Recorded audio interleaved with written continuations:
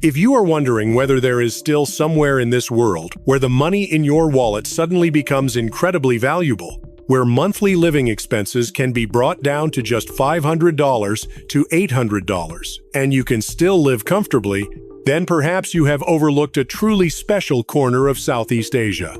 Laos is not simply a country hidden behind rugged limestone mountain ranges and rushing riverbanks.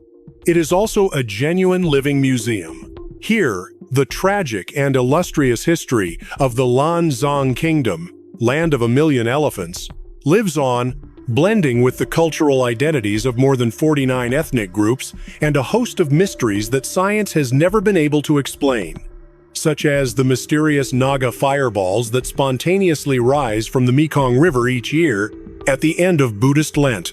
Rather than being a chaotic copy of bustling concrete and steel cities or shopping centers dazzling with neon lights, Laos appears as a pristine expanse where hundreds of barefoot monks quietly walk through the streets each early morning to receive alms, where people still believe in the 32 components of the soul, or in tiny guardian spirit houses placed in front of homes. Let's take a tour together and learn more about a country that is rarely mentioned on the tourist map. Try opening Google Maps and zooming in on Southeast Asia.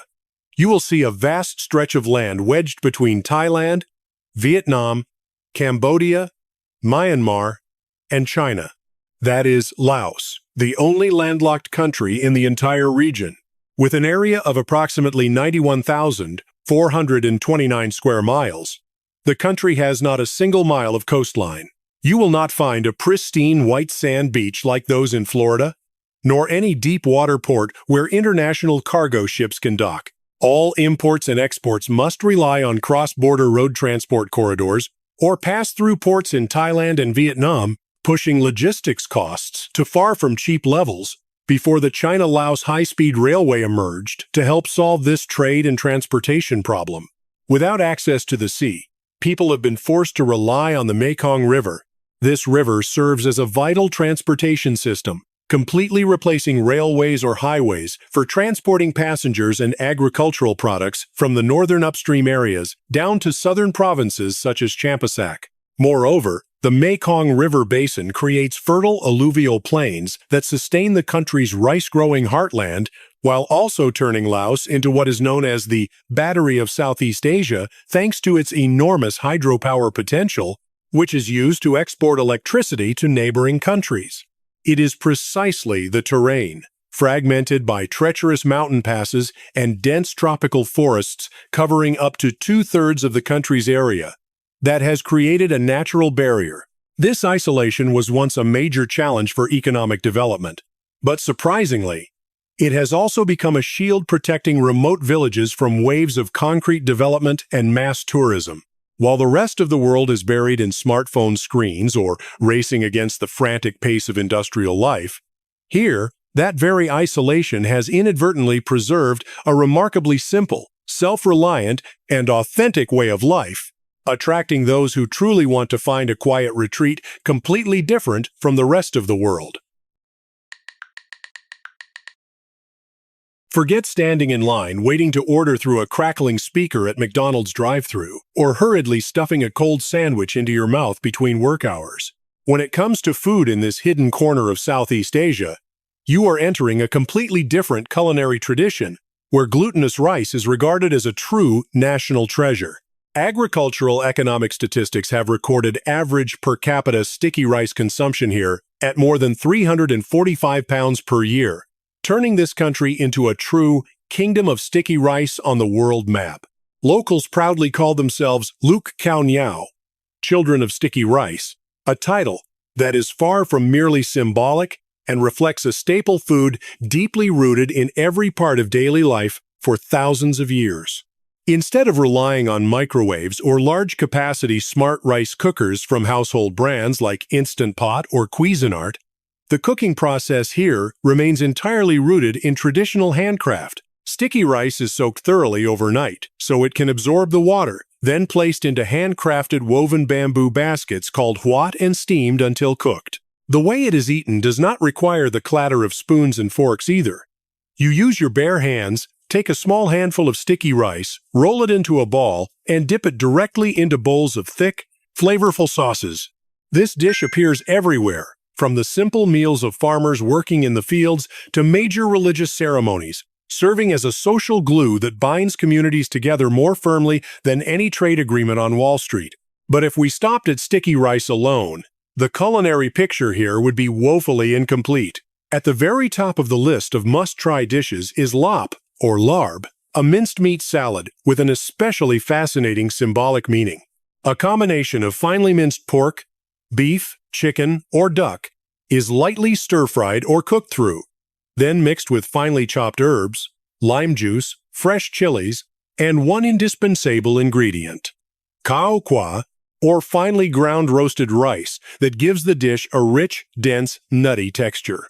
Ironically, the word lap in the local language sounds similar to the word for good luck and prosperity, turning this throat-searing spicy salad into a mandatory dish at weddings and holiday celebrations, served in the hope that good fortune will come knocking. As you cross through the streets, the world of snacks continues to assault your taste buds with much more intimidating names. Don't be too quick to compare the tam mak hung green papaya salad here with the sweet version you often eat at Thai restaurants in Chinatown. The Lao version uses pa dek, a pungent fermented freshwater fish paste with enough saltiness and protein to knock out any diner accustomed to refined fast food. Right beside it are the sizzling ping kai grilled chicken skewers seasoned with lemongrass and chili, or a bowl of khao piak sen, fresh rice flour noodles served in a rich broth made from slowly simmered bones, more than enough to chase away hunger after a long day of traveling. To cool down that tongue-searing heat, you can choose a glass of traditional thin-brewed iced black coffee made with Robusta beans from the Bolivian Plateau, where the basalt-rich soil produces a beverage with a powerful caffeine content that makes industrial espresso from Starbucks suddenly seem surprisingly weak. Or, more simply, crack open a bottle of Beer Lao, the national beverage brand that has repeatedly made it onto lists of the best beers in Asia, published by reputable magazines, all while being sold at surprisingly low retail prices. And if you are the type who prefers testing the limits of your biology, rather than grabbing a familiar bag of Doritos from the supermarket shelf, local markets are always ready to serve up hardcore snacks, crispy fried insects ranging from crickets, scorpions, and silkworms to whole grilled frogs. In the end, accepting the challenge of abandoning the safety of prepackaged industrial meals in cardboard boxes, grabbing a handful of sticky rice with your bare hands, taking a bite of fermented fish salad, and sipping cold beer amid this unspoiled setting turns out to be one of the fastest ways to realize that the world still holds countless untouched experiences that have never appeared in any commercial travel guide. Don't be too quick to think that healing your soul these days is all about buying a Lululemon workout shirt or drinking expensive celery juice. In Laos, people have a much more hands-on way of maintaining their spirit, the bachi ceremony. Locals believe that each person has exactly 32 souls, huan, residing in different parts of the body. Whenever something happens, such as illness, marriage, or traveling far from home, some of these souls may suddenly get the urge to fly off and travel somewhere else, leaving you with a weakened body. To bring them back, spiritual practitioners set up an altar with banana flower arrangements, call upon the wandering souls, and tie white strings around your wrists to keep the souls firmly in place. It may look somewhat like a package string from Amazon, but people believe it helps keep you at peace. At the same time, spiritual life here is a blend of Theravada Buddhism and polytheistic beliefs. Wherever you go, you will encounter spirit houses, placed in front of government offices or private homes for offerings to the local land spirits. Some rules of etiquette are also rather peculiar. Never whistle at night for fear of summoning ghosts or demons, and never point your feet, considered the lowest part of the body, toward another person or a Buddha statue. In particular, every year during the 10th lunar month, on the night of OK Phansa, tens of thousands of people gather along the banks of the Mekong River to watch the Naga fireballs. Hundreds of glowing pink-red fireballs spontaneously shoot up from the bottom of the river before disappearing into thin air. Folklore says they are produced by the seven-headed serpent god Naga, who spits fire to welcome the Buddha, while scientists have offered various theories, ranging from methane beneath the river spontaneously igniting to military activity. Whatever the reason, the phenomenon still draws tens of thousands of people every year. If you think the king of sports has to be brutal games on an NFL field or basketball throwing games in the NBA, then when you set foot on the dirt courts in the villages here, you will discover a sport that is both strange and familiar. Sepak takraw. Forget about using your hands, because touching the ball with your hands is against the rules. Instead, players use their feet, heads, chests, and shoulders to pass a woven bamboo ball over the net. The airborne bicycle kicks require an unbelievable level of flexibility and lightning-fast reflexes. In addition, village gatherings also feature Lao Muay, a traditional martial art with highly practical elbow and knee strikes. And if you prefer something gentler, the sight of people of all ages gathering to play pétanque, a legacy left over from the French colonial era along the sidewalks every afternoon, offers a familiar sense of relaxation. Don't expect to find places where you can party all night long or dazzling neon entertainment districts like Las Vegas when darkness falls over this country. Administrative curfews require most bars and establishments to close before midnight in order to maintain public order. Nighttime entertainment here is limited to a few small rooftop cafes along the Mekong River or, more unusually, the rare late-night bowling alley in Luang Prabang, which attracts those looking for a little light entertainment before the city falls asleep.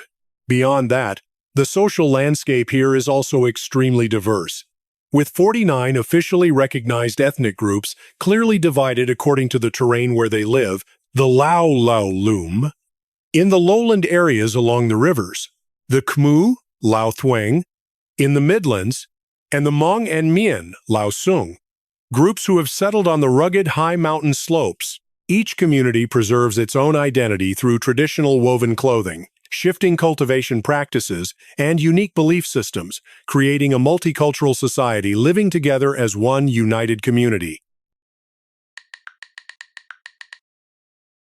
Are you tired of looking at bloated living expenses or health insurance bills back home? If you are looking for a place to settle down and extend your retirement without having to worry about burning through your savings, this hidden corner of Southeast Asia offers a fairly comfortable financial equation. A comfortable cost of living ranging from just $800 to $1,200 per month. In fact, if you are willing to live minimally like the locals, you can easily bring your budget down to around $500 to $700.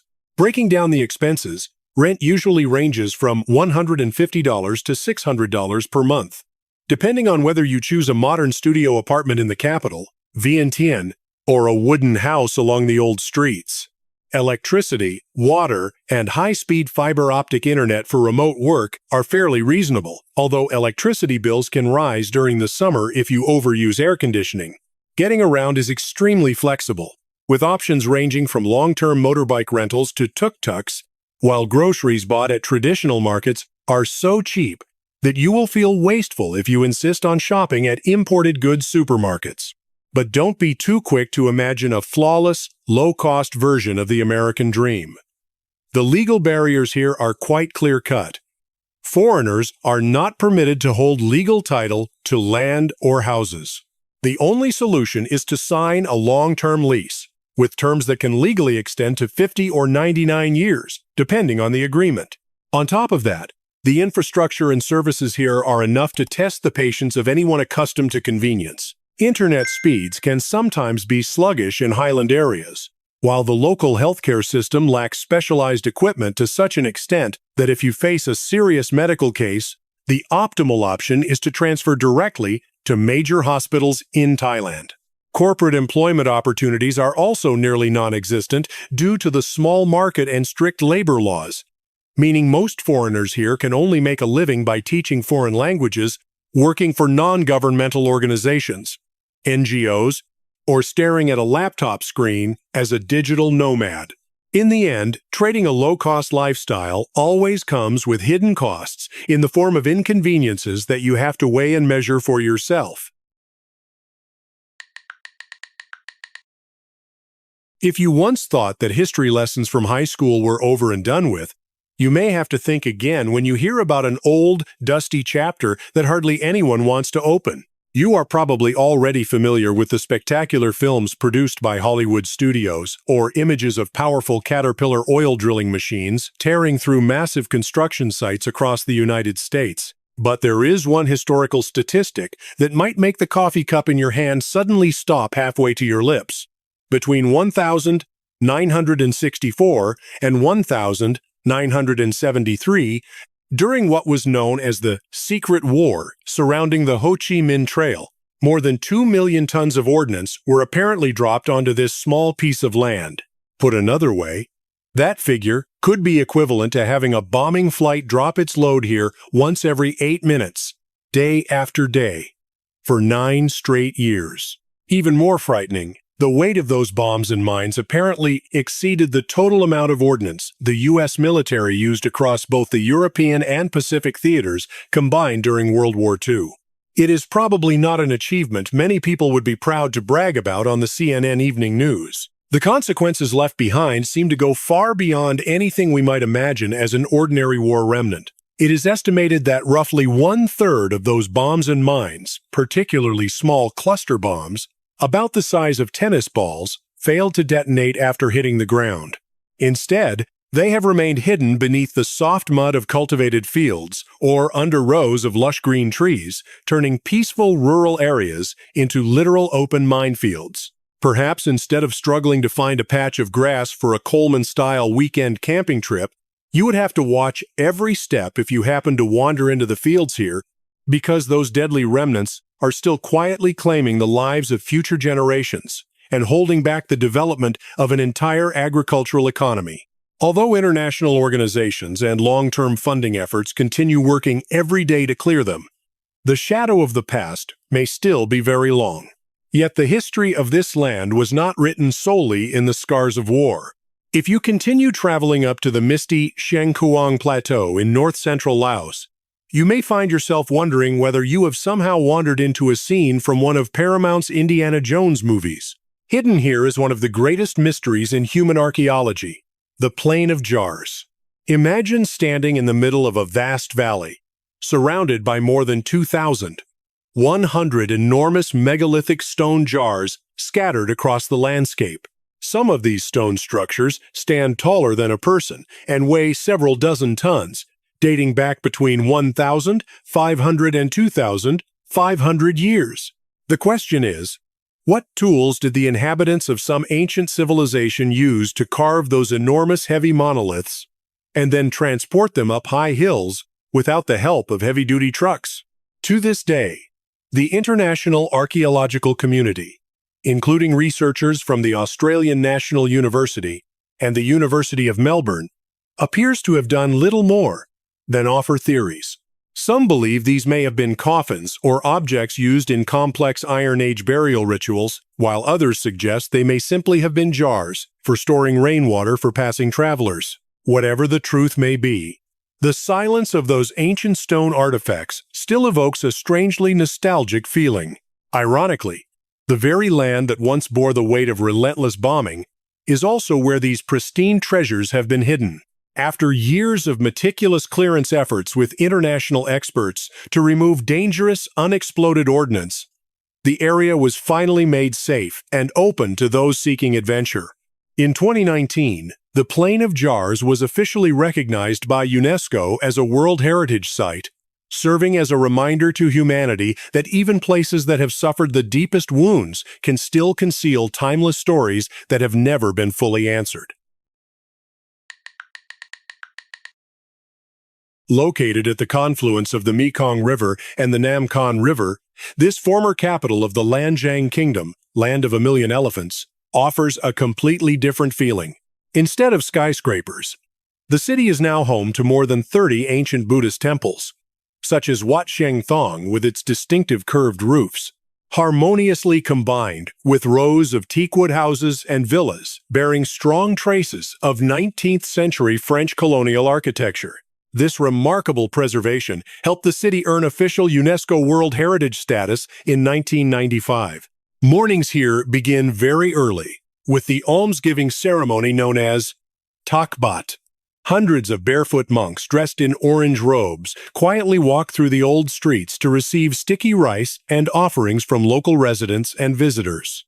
Although this is a long-standing spiritual tradition, visitors are also reminded to strictly follow proper etiquette, such as dressing modestly, keeping their distance, and absolutely not using camera flashes that might disturb the solemn atmosphere surrounding the monks. Unlike the chaotic pace of industrial life, daily life in Luang Prabang moves at an extremely leisurely pace. You can spend an entire morning strolling beneath the trees, visiting traditional silk weaving workshops, or sitting by the river with a cup of coffee. As afternoon falls, Mount Fauzi in the heart of the city is a familiar destination, where visitors climb more than 300 steps to take in panoramic views of the former capital and watch the sunset over the Mekong River. At night, the night market becomes bustling with stalls selling handicrafts and woven products made by ethnic minority communities, while nearby attractions such as Quang Si Falls and elephant conservation centers satisfy tourists' desire to explore nature. As you can see, if you are looking for a place to escape from the suffocating cycle of concrete and steel cities, where everything is measured in seconds and expensive bills, this hidden corner of Southeast Asia seems to offer a fairly complete answer.